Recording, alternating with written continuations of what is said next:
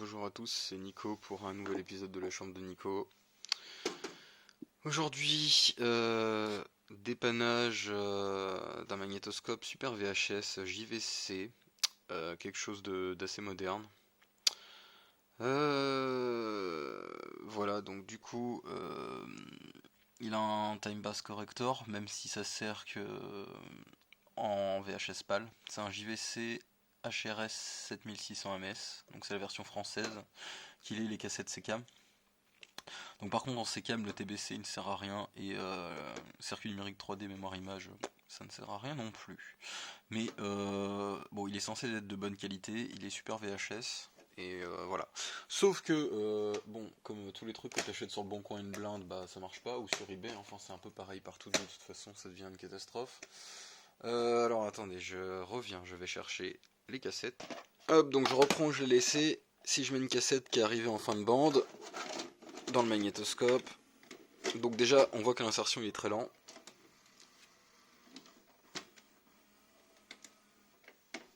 Ah bah là, il a réussi à la charger cette fois-ci.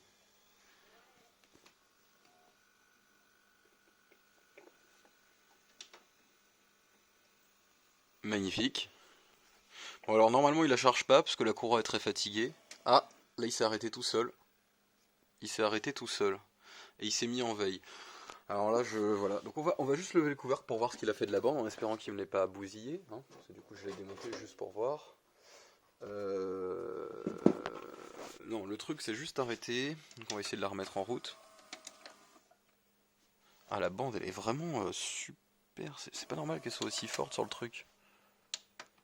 Ah d'accord, donc là il est carrément coincé avec ma cassette dedans.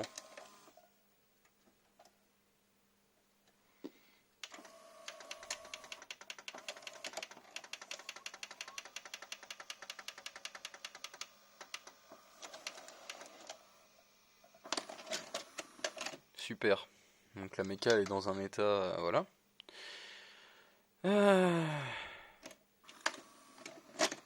Ah ouais. Voilà. Il n'arrive pas à charger la bande. Bon, ça je pense que c'est la courroie de chargement qui est vraiment fatiguée. Parce qu'à mon avis si je... Alors je vais regarder dans quel sens il tourne. Si je force le chargement... Voilà, si je force le chargement... Ah non, ça force vraiment, je peux pas. Je peux pas plus.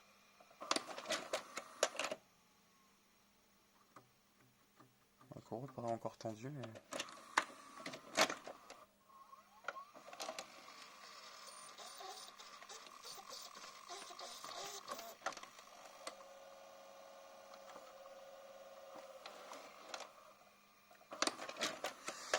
Bon, premier problème, ça. Je sais pas trop d'où ça vient. Je pensais que c'était la courroie, mais c'est peut-être pas que la courroie.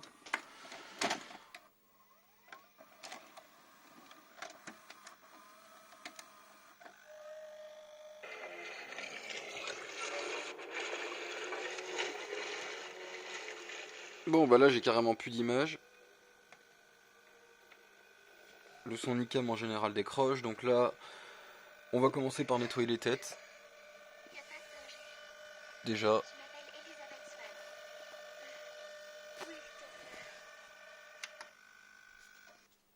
Pour la tête, c'est comme d'habitude, alcool isopropylique, papier. Vous faites tourner dans le sens inverse des aiguilles d'une montre et puis ça va le nettoyer. Donc je vais faire ça tout de suite parce que là je peux pas trop poser le téléphone. On va essayer, mais j'ai pas vraiment moyen de poser le téléphone. J'ai pas envie de le poser dans l'alimentation, vous comprenez. Donc voilà.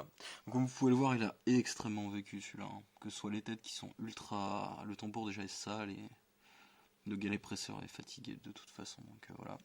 Le reste des têtes d'enregistre, enfin tête d'effacement, tête audio et puis contrôle. Donc ça vous nettoyez ça au contrôle-tige, mais voilà. La tête de lecture important, papier et isopropylique. Je crois que j'ai jamais vu des têtes aussi sales de toute ma vie quoi. Elles sont dans un état. Regardez ça. Celui-là il a vécu, hein, moi je vous le dis. Celui-là il a vécu. Bon bah de toute façon tant que c'est comme ça vous reprenez un papier et vous refaites le nettoyage hein. Donc je recommence. Et ça c'est l'état du galet presseur donc voilà tout va bien. Bon, j'ai nettoyé tout le chemin de bande, j'ai nettoyé les têtes. On va refaire un essai avec la même cassette Pirates des Caraïbes.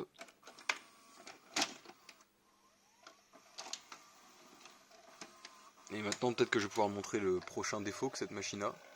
Voilà. Ça? Vous entendez le son? Donc là il a fait son alignement automatique, mais il faut pas sortir de Saint-Cyr pour savoir que l'alignement est complètement pété. Alors, on va prendre le tournevis, c'est celle du bas. Vu que c'est celle du bas, c'est les guides de sortie qui sont pas droits. Donc on va tourner les guides de sortie. Voilà. Je tourne un peu les guides de sortie. Là c'est mieux. L'audio est propre.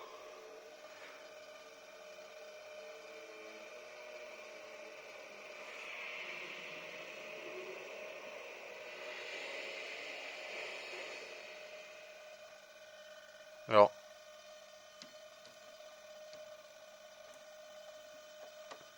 on va s'occuper un peu des guides d'entrée.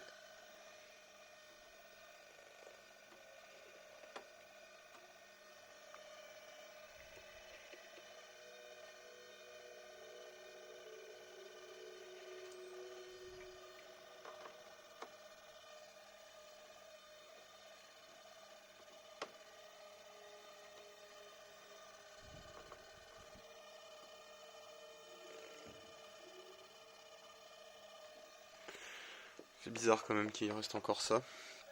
Maintenant l'audio fonctionne, voyons voir la pause.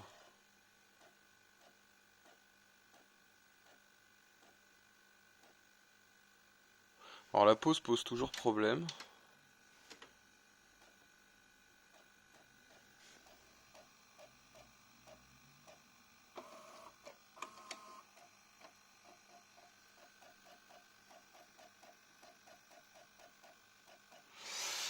Alors Ski Queen, je pense que c'est peut-être un des freins, faut regarder.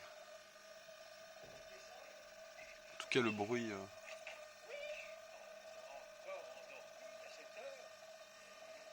Donc voilà.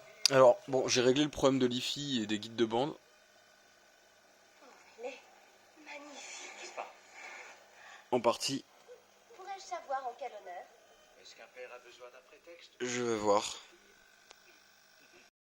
Dans les choses qui ne fonctionnent pas, le switch pour mettre en pause et puis avoir le joggle shuffle, là, ce qu'ils appellent, qui permet d'avoir le ralenti image par image et puis d'avancer ou de reculer dans la bande, il ne fonctionnait pas évidemment. Enfin, il fonctionnait mais pas correctement. Donc j'ai beau avoir mis du spray, ça ne fonctionnait pas correctement. Donc je l'ai démonté. Voilà, c'était plus simple. Alors plus chiant, hein, mais plus simple de tout démonter comme ça, au moins ça règle le souci quoi. Donc je reviens vers vous avec le JVC Super VHS. Bon alors j'ai finalement réparé la machine, elle fonctionne parfaitement. Mais ça a été, il y a beaucoup de choses à faire dessus. Alors, donc on va mettre la machine en lecture. Hop. Donc là, filmé sur un caméscope analogique il y a très longtemps. Voilà, donc là, voici le ralenti en image par image. Il est plutôt très propre. On va éjecter cette cassette.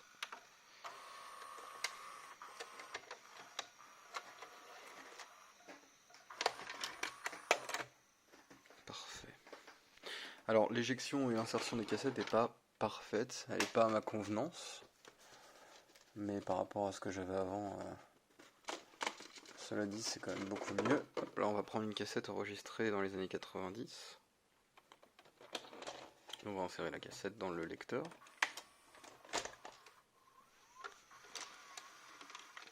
Alors, ce que j'ai dû faire, donc réglage des guides de bande. J'ai poncé un peu l'intérieur de la courroie pour qu'elle accroche un peu plus. D'insertion de cassette.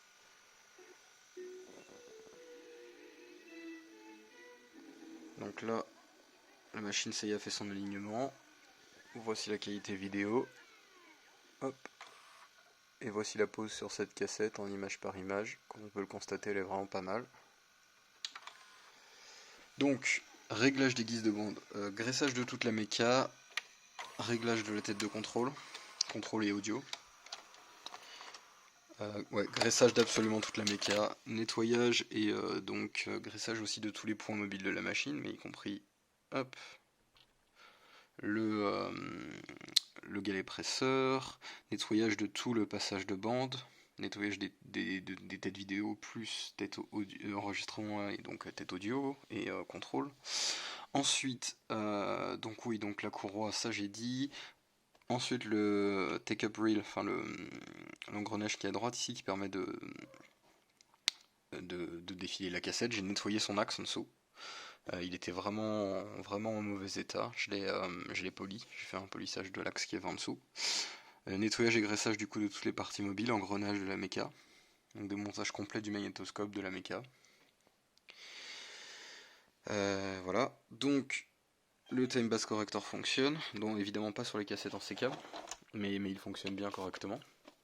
Je dirais comme il se doit. Donc là, je vous ai montré 2 cassettes qui fonctionnent parfaitement avec un ralenti qui est très bon. Je vais vous montrer une autre cassette. Celle-ci est enregistrée en PAL, donc le time bass corrector va fonctionner dessus. D'ailleurs, je vais d'abord le désactiver et j'irai l'activer par la suite. Ah oui, donc également aussi les boutons. Alors le bouton qu'on tourne pour la pause ne fonctionnait pas correctement, donc j'ai démonté l'encodeur et je l'ai nettoyé. Et le bouton play s'était mis à déconner aussi. D'ailleurs, il faut quand même appuyer un. Voilà, bon ça va, là il marche bien. Donc là, il y a l'alignement automatique qui est fait, qui est en cours. Hop, là la machine est alignée. Donc on va activer le time bass corrector. En fait, je sais pas si on voit bien à l'écran, mais ça élimine quand même certains. Enfin, l'image bouge beaucoup moins et paraît beaucoup mieux. Là, on va faire une pause. Donc pause de la première image et pause de l'image suivante. Là, je veux dire, la pause est parfaite. On va remettre en play. Honnêtement, c'est vraiment parfait. Alors, je vais pas laisser ça trop longtemps parce que bon, étant donné que c'est de la musique et qu'il y a un copyright, on va éviter de mettre trop longtemps de la musique.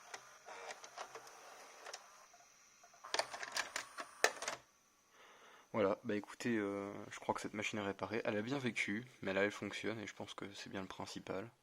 Je vais essayer de trouver un kit de maintenance. Ça sera pas facile, mais je vais voir ce que je peux trouver. Et puis bah écoutez, là en tout cas, il fonctionne correctement, donc ce qui est plutôt pas mal. Et bien je vous dis à la prochaine, et on se retrouvera dans une prochaine vidéo.